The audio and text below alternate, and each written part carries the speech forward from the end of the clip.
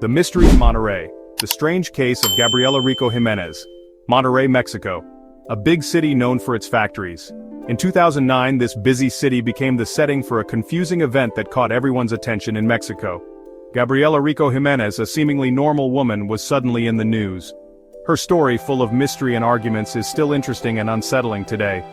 Gabriela's trouble began on a normal day. She seemed lost and upset at a local store.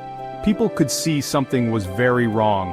Her strange actions got worse quickly, making people and the police notice her. What happened next left many people looking for answers. Gabriela's story, filmed and shared quickly on social media, shocked Monterrey and other places. This event made people think about mental health, what people believe is true, and how powerful news stories can be. Gabriela's story, more than just a local event, became a national story, making Mexico face some hard truths. A city scared. The viral video and what Gabriela said. The video from that day in Monterrey was interesting and very upsetting. Gabriela, clearly scared, talked about a terrible experience that frightened those who watched. Her words, spoken with strong emotion, described a scary event. She said she was kidnapped. Her story, told in Spanish, spread quickly online. The details were scary. Gabriela said her kidnappers weren't just regular criminals but powerful people. Her story suggested a dark side of Monterrey. The video, blurry and rough, showed how scared Gabriela was. Her fear seemed real, her words broken up by cries and gasps. As the video spread, it started lots of guesses and arguments. Was this a real cry for help from a victim, or was it something else? The video's impact was clear. It brought Gabriela's story to millions of homes. Her story, whether true or from a troubled mind, became connected to Monterrey. Whispers of secrets. Understanding Gabriela's story. Gabriela's story was more than a simple kidnapping. She accused people who were supposedly part of Monterrey's elite. Important officials, businessmen, and even socialites were suddenly part of a big public problem. She said her kidnapping wasn't random, but planned and evil. She talked about being held captive and experiencing terrible things. Her descriptions were often messy and didn't fit together, but still scary. The details of her accusations changed each time she told the story. Sometimes she talked about secret meetings, strange rituals and ceremonies. Other times she talked about real threats, like being hurt and tortured mentally. The changes in her story made some people doubt her, while others believed her more. Whether true or from a troubled mind, Gabriela's words upset people. They made people worry that something bad was hidden behind the rich and powerful people in Monterrey. Section 4. The police respond, arrest and hospital.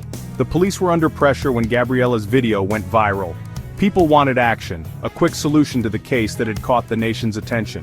The police started investigating, trying to check Gabriela's story and keep her safe.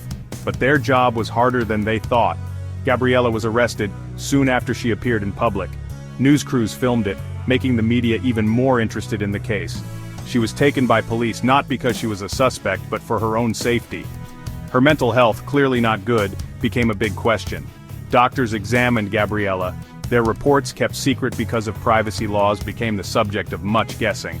Some said she was a victim who needed help, while others questioned her sanity, saying her story came from a delusional mind. In the end, Gabriela was sent to a mental hospital. This decision, likely made for her own good, didn't stop the arguments about her case. Instead, it started new arguments about mental health, people's rights, and what the public thinks.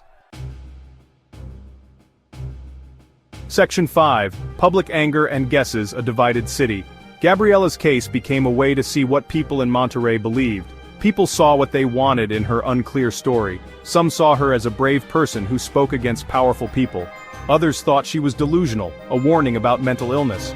Conspiracy theories grew, filling the gaps in the official story. Online forums were full of guesses. People tried to solve the mystery themselves, believing they could find the truth the police couldn't. It was hard to tell what was real and what wasn't. Gabriela's case made people worry more about corruption in Mexico. Many people felt her story was similar to their own experiences, confirming their suspicions about powerful people being above the law. The lack of clear answers made things worse. The news, both on TV and online, shaped what people thought. Every new piece of information, every rumor, every leaked detail became news, feeding the constant need for exciting stories. The case of Gabriela Rico Jiménez became a popular story, a warning about the desire for drama, even if it hurt truth and empathy.